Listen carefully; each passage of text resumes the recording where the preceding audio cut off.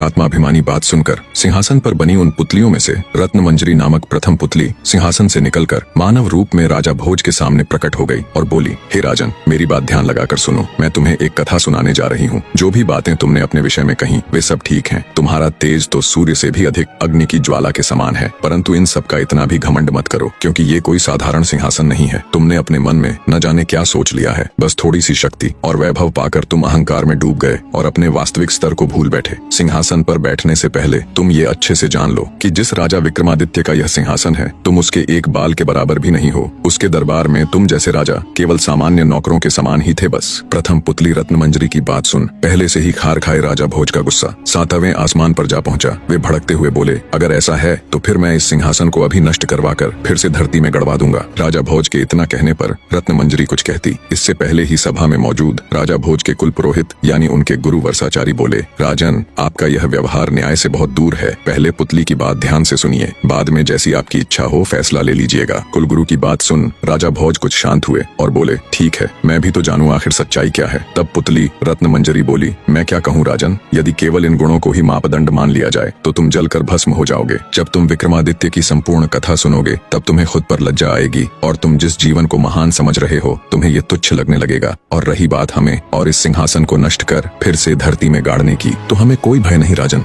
हम तो उसी दिन मर चुकी थी जिस दिन राजा विक्रमादित्य दिव्यलोक में चले गए थे। इतने में राजा का दीवान यानी उनका प्रधानमंत्री पुतली से बोला, हे सिंहासन की पुतली, अब बातों में वक्त जाया मत करो और अपने इस गुस्से को त्याग कर हमें राजा विक्रमादित्य की कथा सुनाना प्रारंभ करो। तब प्रथम पुतली रत्नमंजरी कथा कहना आरंभ करती है। तो सुनो राजन। एक राजा की 4 रानियां थीं। राजा गंधर्वसेन जात पात में बिल्कुल भी विश्वास नहीं रखते थे, इसलिए उन्होंने उस समय समाज में मौजूद सभी 4 वर्गों यानी 4 जातियों की कन्या से विवाह कर लिया। उसकी 4 रानियों में एक ब्राह्मण, दूसरी क्षत्रिय, तीसरी वैश्य यानी बनिया और चौथी शूद्र यानी मजदूर जाति से थी। उसे ब्राह्मणी से एक पुत्र हुआ जिसका नाम ब्रह्मजीत रखा गया। क्षत्राणी से 3 बेटे हुए, एक का नाम शंख, दूसरे का नाम विक्रमादित्य और तीसरे का भर्तहरि रखा गया। वैश्य से एक लड़का हुआ जिसका नाम चंद्र रखा गया और शूद्राणी से धन्वंतरी नामक पुत्र हुआ। समय बीता और उसके सभी लड़के जवान हो गए। राजा गंधर्वसेन ने ब्राह्मणी से पैदा हुए ब्रह्मजीत को राज्य का दीवान नियुक्त कर दिया, पर ब्रह्मजीत के दीवान बनते ही राज्य में अशांति फैल गई, जिसे ब्रह्मजीत संभाल न सका और राज्य छोड़कर चला गया। ब्रह्मजीत के राज्य छोड़कर जाने के बाद राजा के दूसरे पुत्र शंख को संदेह था कि अब उसका पिता कहीं उसके भाई विक्रमादित्य को अपना उत्तराधिकारी न चुन ले, क्योंकि विक्रमादित्य को हर क्षेत्र में महारत हासिल थी। हर तरह से निपुण होने के कारण राजा का मोह सबसे अधिक विक्रमादित्य में ही था। इसी के चलते एक दिन शंख ने अपने पिता राजा गंधर्वसेन की हत्या कर दी और स्वयं उज्जैन का राजा बन बैठा। जब राजा गंधर्वसेन की हत्या की खबर उसके बाकी बेटों ने सुनी तो वो सब अपनी जान बचाने के लिए राज्य छोड़कर भाग खड़े हुए। विक्रमादित्य को जब अपने भाई के इस कृत्य का पता चला तो उन्हें अपने भाई पर अथाह क्रोध आया, पर समय की नजाकत को भांपते हुए उन्होंने बुद्धि से काम लिया कि अभी समय उसके पक्ष में बिल्कुल भी नहीं है। सारा राज्य काज, शस्त्र बल इत्यादि उसके भाई शंख के नियंत्रण में है। अंततः समय अनुकूल न होने के कारण विक्रमादित्य भी उज्जैन को छोड़कर जंगलों में चले जाते हैं। सबके जाने के बाद शंख आराम से उज्जैन नगरी के ऊपर शासन करने लग जाता है, पर फिर भी उसे रह रहकर ये डर सताता कि एक दिन उसके भाई वापस आकर उसकी हत्या कर ये सत्ता छीन लेंगे। इसी आशंका के चलते राजा शंख ने निर्णय लिया कि वो अपने भाइयों का पता लगाकर उन्हें भी मरवा देगा। राजा शंख ने एक दिन देश प्रदेश से बड़े बड़े ज्योतिषी और भविष्यवक्ता बुलाए और अपना भाग्य बताने के लिए कहा। जब ज्योतिषी और भविष्यवक्ताओं ने राजा शंख की कुंडली के माध्यम से उसका भविष्य देखा तो उन्हें बड़ा अचरज हुआ। उन्होंने राजा शंख को बताया कि उसे उसके किसी भाई से कोई खतरा नहीं है, केवल विक्रमादित्य को छोड़कर उसकी कुंडली बता रही है कि उसकी मृत्यु उसके भाई विक्रमादित्य के हाथों लिखी हुई है। ये सुनकर राजा शंख के पूरे शरीर में डर की लहर दौड़ गई। उसने तुरंत सख्त हिदायत दे देश प्रदेश सब जगह अपने गुप्तचर फैला दिए। आखिरकार गुप्तचरों को जंगल में एक झील दिखी जिसमें विक्रमादित्य का प्रतिबिंब दिख रहा था। उन्होंने तुरंत राजा शंख को संदेश पहुंचाया कि विक्रमादित्य इस समय फलां फलां जंगलों में रह रहा है।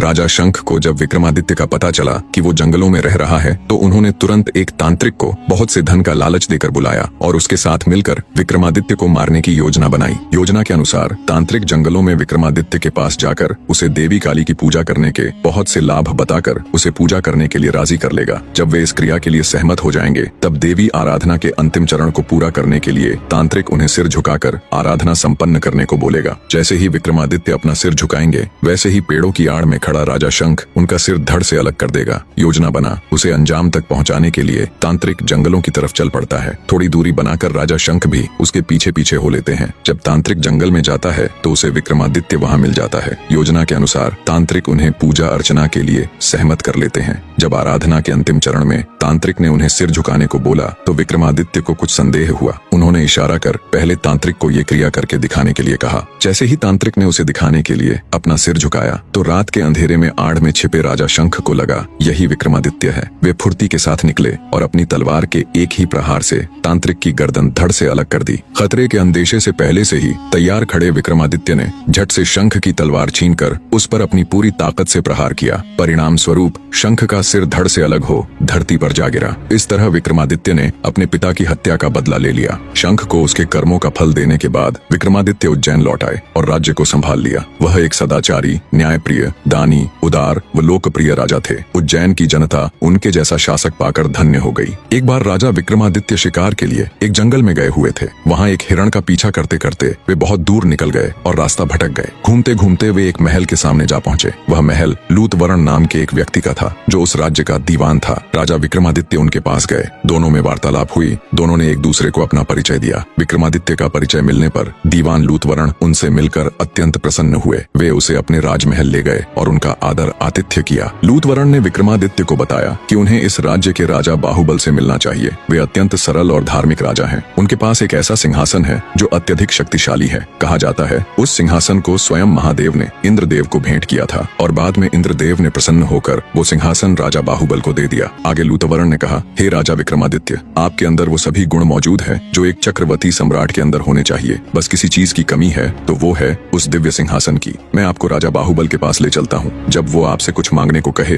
तब आप उनसे वो दिव्य सिंहासन मांग लेना। इसी मकसद के साथ विक्रमादित्य और लूतवरण दोनों राजा बाहुबल के पास जाते हैं। तब राजा बाहुबल भी विक्रमादित्य से मिलकर अत्यंत प्रसन्न हुआ और बोला, विक्रमादित्य, तुम संपूर्ण भारत में इकलौते ऐसे राजा हो जिसने इतने कम समय में इतनी प्रसिद्धि हासिल कर ली कि अब देश के कोने कोने में लोग तुम्हें जानते और चाहते हैं। राजा बाहुबल ने भी राजा विक्रमादित्य का शानदार आदर आतिथेय किया। कुछ दिन सम्मान के साथ राजा विक्रमादित्य राजा बाहुबल के अतिथि बनकर रहे। फिर एक दिन जब विक्रमादित्य ने राजा बाहुबल के आगे वापस उज्जैन लौटने की इच्छा जाहिर की तब राजा बाहुबल ने उन्हें कोई भेंट मांगने का अनुरोध किया। राजा विक्रमादित्य तो इसी अवसर की तलाश में थे। उन्होंने बिना एक भी पल गवाए राजा बाहुबल से वो अतुलनीय सिंहासन देने का अनुरोध किया। अब चूंकि राजा बाहुबल विक्रमादित्य को वचन दे चुके थे तो उन्होंने निसंकोच वो सिंहासन राजा विक्रमादित्य को भेंट कर दिया। वे भली भांति इस बात से परिचित थे कि अगर उनके बाद कोई इस सिंहासन के योग्य है तो वो केवल और केवल विक्रमादित्य ही है। उन्होंने खुशी खुशी विक्रमादित्य को सिंहासन देकर विदा कर दिया। जब राजा विक्रमादित्य उस अद्वितीय सिंहासन के साथ उज्जैन नगरी पहुंचे तो उनकी पूरी प्रजा में खुशी की लहर दौड़ गई। उस सिंहासन को देखने दूर दूर से राजा महाराजा उज्जैन आने लगे।